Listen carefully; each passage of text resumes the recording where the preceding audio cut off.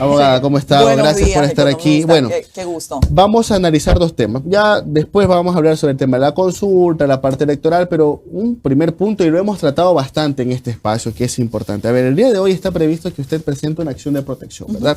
Y la gente dirá, ¿qué pasó? Otra acción de protección. Creo que es el término más popular en los últimos meses en el país.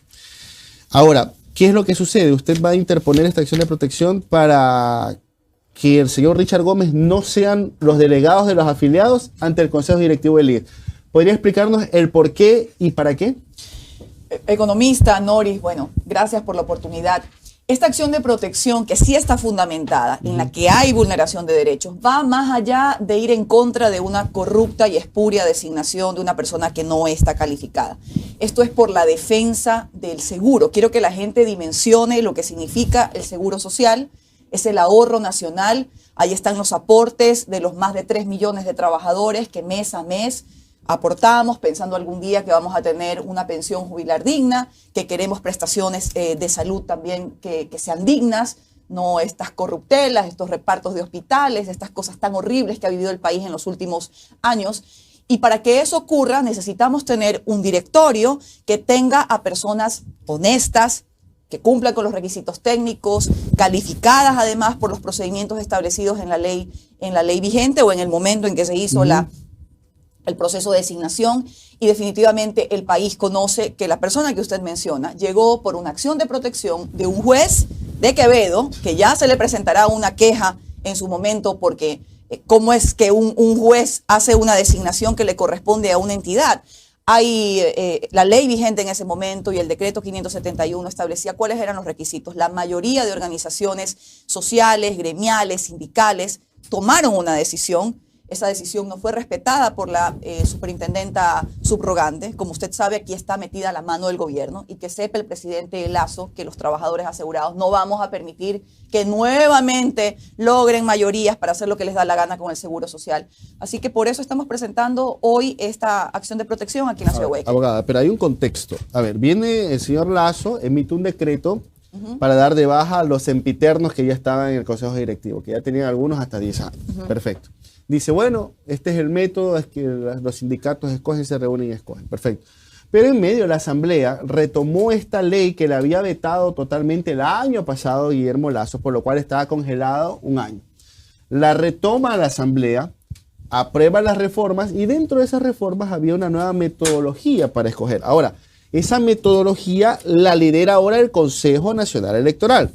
Pero en las transitorias o en las disposiciones tanto de estas reformas, decía, todo documento por debajo de esta ley queda sin vigencia y sin efecto. Es decir, en ese momento, cuando ya se publicó el registro oficial, el decreto de Guillermo Lasso ya no funcionaba. Entonces solamente alcanzaron a escoger su representante los empleadores. ¿Todavía estaban en la pugna los sindicatos o no? Vamos también, si aplicamos el principio de retroactividad de la ley, al estar un procedimiento en marcha, pues la ley regiría para lo venidero. Partamos por ello, partamos por ese punto.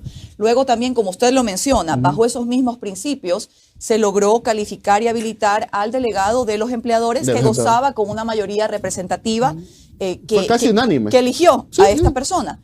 Lo mismo hicieron los gremios y organizaciones sociales que eligieron a una terna, en este caso sí, el doctor Ramiro García y el magíster Ramiro Beltrán, de 16 organizaciones existentes al momento. 10 de ellas tomaron esta decisión y 6 de ellas, y yo diría 4 porque 2 no estaban calificadas, eligieron al señor Richard Gómez. La super de bancos, que ya sabíamos a dónde iba, la superintendenta subrogante, dilata el proceso, lo devuelve, y en ese interín pasa lo que usted acaba de mencionar. Pero ¿qué ocurre? Que allí sí dice, no podemos habilitarlo y calificarlo porque hay una nueva ley. Caramba, pero luego viene algo peor todavía. O sea, aquí ya el gobierno muestra su verdadero rostro, con lo que usted dice, los abusos de las acciones de protección. Un juez de Quevedo le da la razón a este señor, lo habilitan, lo califican, lo habilitan, lo designan. Entonces, por eso es que estábamos presentando esta acción de protección por la vulneración de derechos de la mayoría representativa y democrática de las organizaciones sindicales y de trabajadores que tienen derecho a elegir ellos a su representante, contra también las decisiones del Seguro Social que con una acción de personal lo sacan al señor Clavijo, que estaba prorrogado en sus funciones, designan a esta persona que llega por la ventana, quién sabe con qué inconfesables intereses, y eso no puede quedar de esa manera. Ahora, aquí. pero abogada, ¿no cree que este es un tema ya consumado? No, se lo digo con todo respeto, ¿sabe por qué? Porque ya el señor ya se fue a banderear al Salón Amarillo para lo que es las reformas a la Ley de Seguridad Social, ya recibió la bendición de Lazo en Carondelet mismo. Omar, usted más que nadie sabe que en este país la tensión, lamentablemente, en vez de pues respetarse la ley, de que se tomen decisiones lógicas, objetivas, por el bien de las instituciones, señor Lazo está acostumbrado a la tensión social. Y créame, ya las organizaciones de trabajadores han dicho que van a haber marchas porque están en contra que asalten el seguro social hoy creo de esta manera. Está previsto una movilización. En segundo lugar, no es que nos vamos a resignar, muchas gracias, quédense con el seguro. Oiga, la plata de los trabajadores, lo que se administra allí es de los trabajadores y de los jubilados. ¿Hasta cuándo los gobiernos van a pensar, señor Lazo puede mandar en su banco, pero el banco de los trabajadores es de los trabajadores? El seguro social es de los trabajadores. Ellos tienen derecho a tener un representante legítimo que represente además la mayoría democrática que debe elegir a su representante. Así que no nos vamos a quedar callados. El señor Lazo, si quiere tensión, va a tener tensión. Abogada, buenos días. Noris Arroyo, les saluda. Yo, el otro día estábamos entrevistando aquí a alguien sobre este tema del seguro social y yo le preguntaba algo que creo que es fundamental que la gente de a pie, que nos escucha, entienda. ¿Cuál es la importancia de este preciso cargo? ¿Cuál es la importancia? El directorio del Seguro Social toma decisiones fundamentales para la administración, para las políticas de los distintos fondos. Recuerde que usted en algún momento ese mismo directorio, que estaba presidido por un señor Richard, me fue el apellido, pues bueno, en el gobierno del expresidente Correa, Espinosa, ¿no? Espinosa, Sí. Richard Espinosa, que representaba en ese momento al Ejecutivo, porque el directorio tiene... es tripartito, según la Organización Internacional del Trabajo, así está configurado nuestro sistema, un representante es del Ejecutivo porque el Estado, de alguna manera, en su doble rol regulador y también de patrono del servicio público, ¿verdad?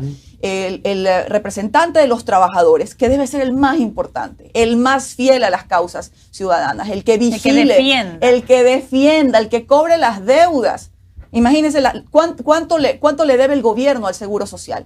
Hay más de 8.000 millones comprometidos en bonos. Esa alcahuetería se tiene que acabar. Esa plata tiene que ser invertida correctamente y esas son decisiones que las toma el BIES, que como usted sabe también tiene distorsiones la ley porque hay representantes como el ministro de Finanzas. O sea, el ratón cuidando el queso.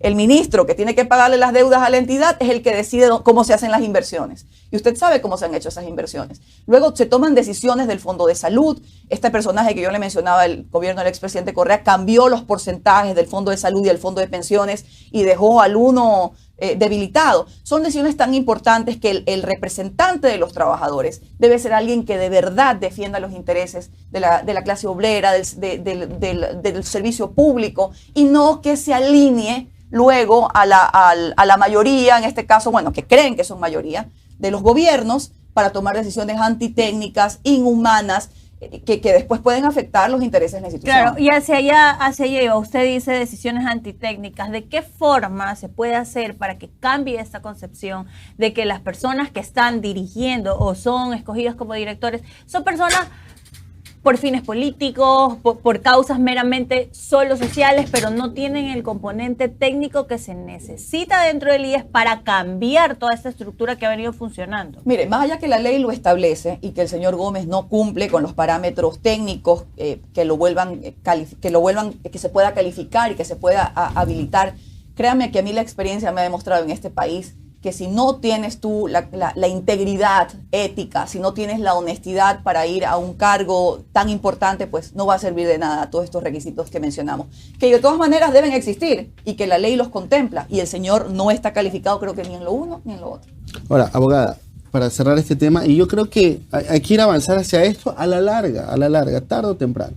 Indistintamente de lo que ocurra con su opción de protección, distintamente de que si el señor Gómez queda o no, indistintamente de que si el señor Falconi queda o no. ¿Cuál es el método idóneo para elegir a ese representante? Porque le soy sincero. Usted, y con justa razón, recuerda que hay estos 16 sindicatos, que 10 votaron por uno y 6 votaron por otro. Bueno, 4 dijo. Pero seamos sinceros, aquí, o sea, yo soy aportante voluntario. pero yo he conocido gente que aporta de su trabajo, de que hacen el descuento, y en su vida han estado sindicalizados. En su vida han escuchado el nombre del señor García o peor del señor Richard Gómez. Y eso no es justo, que esas personas de sindicatos representen a millones de ecuatorianos que sí están haciendo eso. Bueno, no en estos momentos millones, pero que están aportando activamente. ¿Cuál tiene que ser la manera correcta para elegir a nuestros representantes? Mire, es una pregunta complicada, pero está claro que el derecho a la sindicalización está garantizado en los convenios internacionales. Cualquiera de nosotros, si quisiéramos pertenecer a un organismo que quiera defender los derechos de los trabajadores, sea esto mediante una movilización, sea esto mediante la vocería, está en todo el derecho de hacerlo. Yo creo que es importante resaltar que ahí hay valores, ahí hay principios de defensa de la clase obrera. Indistintamente que queramos pertenecer o no, esa es una causa que yo la respeto, y por eso mi respeto a las organizaciones de trabajadores. Lo malo es cuando algunas de ellas toman partido por los grupos opresores, en este caso, que son los que se quieren tomar el seguro, administrar los recursos como les da la gana, que no les conmueve que hoy tengamos hospitales repartidos a grupos políticos como mafias. Hemos visto horrores en este país, y después que no hay medicinas, que no hay abastecimiento de los equipos, que no hay cómo llevar adelante las operaciones, que las personas con enfermedades catastróficas se mueren en las puertas de los hospitales. Eso tiene que cambiar, y para eso se necesita conciencia. Te pregunto algo que es complejo, ¿cómo llegar a algo que satisfaga a los más de 3 millones de aportantes para realmente sentirse representados? Pero en este momento se tiene que respetar los principios de seguridad jurídica. Se estableció un mecanismo, la Super de Bancos no lo respetó porque ya querían que entre por la ventana este señor, y eso tiene que un juez, tenemos todos los medios probatorios para demostrar que se ha vulnerado los derechos de los trabajadores. Y pues bueno, más adelante iremos quizá algo que cumpla con esa satisfacción total de todos los afiliados, aportantes, estimado Omar, pero yo también creo en el principio de la mayoría representativa en democracia. Así que puede ser por un voto que alguien gana, pero ese voto hay que respetarlo. Y aquí existieron 10 organizaciones debidamente inscritas que eligieron una opción. ¿Cómo es posible que después con un juez con la corruptela de un juez entre por la ventana alguien que no representa ni a los trabajadores, sino quién sabe qué oscuros intereses? No tiene ese presentimiento de que se viene algo complicado socialmente hablando, porque más allá de este tema del representante, vienen estas reformas a la ley de seguridad. A ver, no nos mintamos, aquí vamos al tema de pensiones, y dentro del tema de pensiones está o aportas más o te jubilas 5 años más a los 70, o te quito el tema de la atención a tus hijos. Yo sí estoy presintiendo que se viene algo que, a ver, temas políticos a unos les afecta y otros no, pero tema de seguridad social les afecta a todos y moviliza a todos, sino que lo pregunte Chile. Sino que esa fue la gran causa de Chile, el tema de las pensiones. Presidente, también eso es que se puede venir algo muy complicado si es que no hay un diálogo abierto y sinceridad por parte de los que tienen que tomar estas decisiones. Gobierno que quiera tomar decisiones arbitrarias, inhumanas, como aumentar los años de aportación o aumentar los años de jubilación, Omar, se cae. Porque la gente efectivamente que hoy se enfrenta con toda la corrupción del sistema, con todos los problemas y distorsiones del sistema, dicen encima, me piden que aporte más cuando ni siquiera el sueldo alcanza para la canasta básica familiar. Encima quieren que trabaje más cuando la expectativa de vida en algunos casos puede llegar a los 75 años. O sea, ¿hasta cuándo quieres que aporte? ¿Hasta los 70? Caramba, eso sería realmente nefasto, y no creo, son torpes de por sí algunas personas del gobierno, no creo que sean tanto. En todo caso, eso no quiere decir que a través de una auditoría que se le tiene que hacer al Seguro Social para conocer el estado, los estados financieros, para conocer el estado de cada uno de los fondos, no nos dicen la verdad, esta información debería ser pública. Yo cuando era asambleísta teníamos a medias porque se creen que son dueños del seguro. El seguro es de los trabajadores. Los trabajadores es por eso que deben tener no solo una representación activa, digna, ética, honesta dentro del directorio, sino además también tomar posesión de la administración. Ya se buscará la forma correcta. Usted mencionaba el emblemático modelo chileno que al final del día termina cayéndose porque son las administradoras privadas las que se llevaban la mayor parte del dinero de los trabajadores y las pensiones jubilarias después eran irrisorias. Eso tampoco, y no es permitido en nuestro sistema. Nuestro sistema no no está privatizado, nuestro sistema es público, tiene un componente solidario, por eso también está el Seguro Social Campesino. Pero sí, yo creo que hay que corregir ciertas distorsiones, hay que parar con el despilfarro, hay que parar con la corrupción dentro de los hospitales, deben tenerse esos parámetros técnicos, como menciono. Debe también cobrarse las deudas que el gobierno le debe al Seguro Social, tanto el 40% en el Fondo de Pensiones Jubilares, tanto el dinero que se debe en el Fondo de Salud, que ya la deuda creo que va por más de 4.000 millones de dólares, los bonos que a cada rato el Ministerio de Finanzas le compra al IES, al BIES, en este caso, debe de parar. Esas inversiones deben ir hacia paquetes accionarios rentables, hacia inversiones rentables. Usted sabe que en el pasado hay proyectos hidroeléctricos que no funcionan con plata del Seguro Social. ¿Hasta cuándo ese tipo de distorsiones? Usted mencionó algo que sí también amerita tener una mirada un poco humana, pero también técnica. Usted decía, por ejemplo, la atención en salud a los hijos de los afiliados. Hasta 18 años, ¿verdad? Nadie paga eso. No lo paga el Estado, no lo paga el trabajador, no lo paga el empleador. Entonces eso genera también déficits y distorsiones que hay que asumirlo. Hay que asumirlo con integridad, con un punto de vista técnico, pero sobre todo humano, porque estamos hablando del ahorro de los trabajadores. Claro. Hacia eso tenemos que ir. Abogada, en el tema, pasando a otro tema, que es el tema electoral. Hace algunos días o semanas vimos un video que usted sacó en el que hablaba de todo, y lo mencionábamos hoy día, hablaba de toda esta contaminación visual y excesivo derroche en una campaña que muchas personas la entienden como una campaña desigual, desde ocupar espacios y permitir al otro que acceda a este proceso democrático de iguales a iguales que debería ser. Y también hablaba de que la gente se está dando cuenta y que esto está causando el efecto contrario, ¿no? Me gustaría conversar un poco al respecto. Mire, yo que conozco el monstruo desde adentro, invito a la ciudadanía a tener conciencia. Lo que usted menciona es absolutamente cierto, no solamente que las condiciones son desiguales, sino que aquí hay prepotencia, que hay abuso de recursos públicos. Pero lo que molesta, más allá de que haya actores políticos que crucen esa línea, que no tengan ética, que hagan lo que les dé la gana, que piensen que la ciudad es de ellos y la gente les va a demostrar lo contrario, a mí me preocupa sinceramente, y ya desde un punto de vista institucional, ¿qué hace el CNE? O sea, un Consejo Nacional Electoral que está prácticamente entregado según así como hemos hablado de reparto de hospitales en este país, también resulta que hay reparto de los consejos electorales provinciales. Entonces, pues, ¿cómo tú vas a una contienda? Y sobre todo el que a lo mejor no tiene esa cantidad de recursos.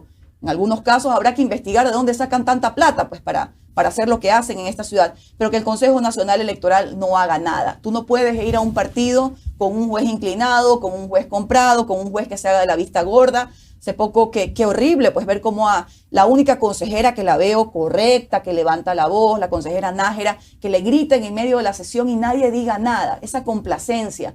Eso tiene que cambiar también. Hoy serán unas elecciones que yo espero que el pueblo de Guayaquil y por supuesto también el Ecuador tome conciencia realmente de qué autoridades van a elegir, que esas autoridades cumplan con las expectativas, sean correctas, etcétera. Pero tenemos aquí que ir hacia cambiar un poco el sistema, cambiarlo completamente. Yo, ahora que soy parlamentaria andina y que he participado en procesos electorales en Colombia, yo veo la seriedad, la institucionalidad, en este caso la Registraduría Nacional, que es el Consejo Electoral, cómo hay personas técnicas, cómo en el momento que tú vas a votar, sea quien sea la persona que gane ese resultado, va a ser respetado y no uno va a pensar que va a haber un muñequeo, que va a haber un apagón, que algo va a pasar, que es la historia que se repite en este país. A mí me preocupa, Noris, que vayamos más bien también algún día a tener un consejo electoral que sea técnico, que sea transparente, en el que no haya dudas en cuanto al proceso ni a los resultados. Y en ese sentido, con el tema del CNE, hace días, ayer, se habló de que hubo un cambio dentro de la Junta Provincial de Guayas. O sea, cambiaron en medio de un proceso electoral. ¿Qué hacer para que esto termine? Porque, o sea, no importa la voluntad popular, importa lo que pasa en el CNE. Sí, y además de eso, imagínense qué injusto puede ser para las organizaciones políticas, sobre todo a lo mejor las que van por primera vez, las más chiquitas, yo qué sé, tener que tener un ejército de control electoral para poder tener las actas, para poder respaldar y para poder defender los resultados, cuando se supone que es la institución la que debe velar porque la voluntad de la gente. O sea, pongámoslo esto de verdad, hasta más poético y hasta más elevado. Cuando una persona va a votar, no solamente va a elegir a Mengano, a Fulano, a Sutano. O sea, es una decisión que viene desde el corazón, en algunos casos el deseo de cambiar. Obviamente la gente está muy triste, muy desanimada, pero eso tenemos que cambiarlo, ir hacia un proceso donde de verdad tomemos decisiones que luego van a ser respetadas y que permitan elegir a personas que cambien la vida de la gente para bien. Abogada, y se la pongo complicada, en cortísimo tiempo. También tenemos una consulta popular de por medio el 5 de febrero. ¿Qué expectativas tiene? ¿Cómo la ve? ¿Gana el sí? Según su corazonada, ¿gana el no? ¿Cómo la ve? A ver, seamos objetivos. Ya algunos presidentes de la República en su prerrogativa de presentar, o sea, de una consulta o en este caso un referéndum con reformas a nuestra Constitución, en algunos casos corren el riesgo no menor de que la falta de popularidad, que la falta de credibilidad, que la falta de legitimidad que pueden tener el ejercicio del poder, el pueblo después se los restriegue en la cara. Ya no te quiero, no confío en ti. Pero intentemos, y eso ha ocurrido en anteriores ocasiones, mucha gente cita al propio León Febres Cordero o a Sixto Durán Ballén, que algunas de los planteamientos eran incluso hasta buenos, pero la gente toma otra decisión. Yo intento, economista, pues bueno, abstraerme un poco de quizá la animadversión que siento hacia muchos actos incorrectos de corrupción y equivocados que este gobierno hace, a tener una posición responsable. Hay agrupaciones políticas que dicen todo no porque me caes mal, o salen otros a decir todo sí porque les cae bien o porque están bien acomodados. Yo intento más bien, como diría el doctor Cucalón, tener una posición crítica, ¿verdad? Claro. Si va a haber un sí crítico, y si habrá un no crítico ya también. La polla. Entonces, estoy en eso. Obviamente hay preguntas que también son populistas. Rapidito, ¿estoy de acuerdo con reducir el número de asambleístas? Caramba, mire, la pregunta es complicada porque obviamente en poco tiempo tendremos 150 asambleístas y mucha gente dice aumentamos la cantidad, pero no mejoramos la calidad.